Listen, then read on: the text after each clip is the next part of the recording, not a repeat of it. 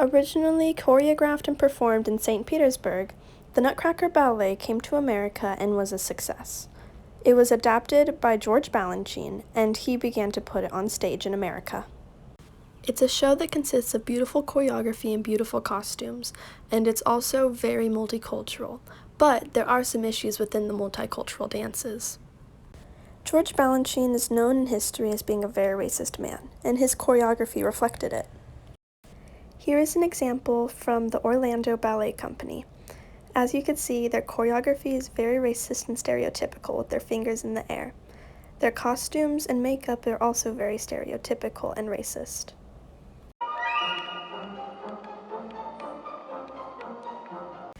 As you can see in this, with a white child doing the exact same dance, you can see that it's desensitized to the people in the dance world.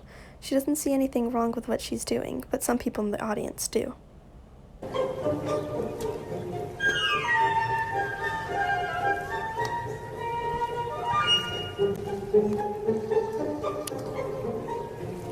This dance from the New York City Ballet made headlines. His costuming and makeup is very racist, and so in recent years they had to change it.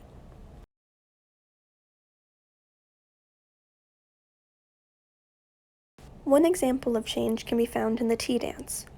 Pictured here is what your average tea dance is, with yellow face and very racist facial hair, hairstyles, and costuming. And you can also see the way that their hands are is also in a very racist manner. Now this is the Pacific Northwest Ballet's adaptation to the tea dance. Here there's a new character called the Green Tea Cricket. The Green Tea Cricket is supposed to be a good character, and it's supposed to bring life into the dance.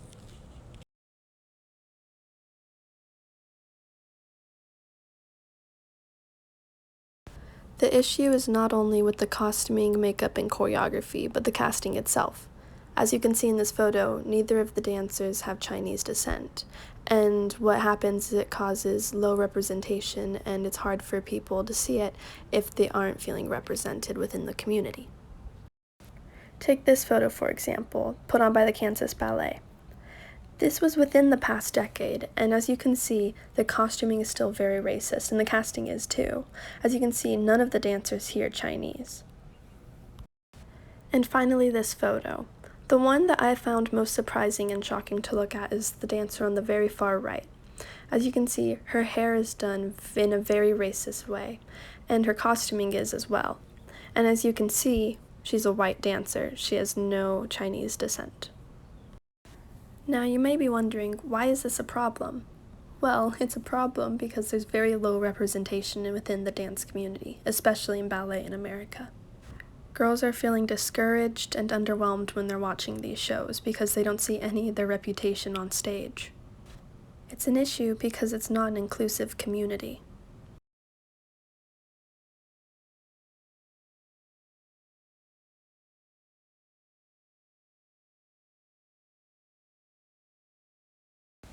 You should care because classes are becoming more diverse. And with them becoming more diverse, people want to see more representation. Put yourself in a young dancer's shoes. How would you feel if you were to watch something and it's coming up to a dance that's part of your ethnicity, and somebody that's your ethnicity isn't even performing it? What we need to do is enact change now. What we need to do is to be able to create a better and more inviting environment for these young dancers.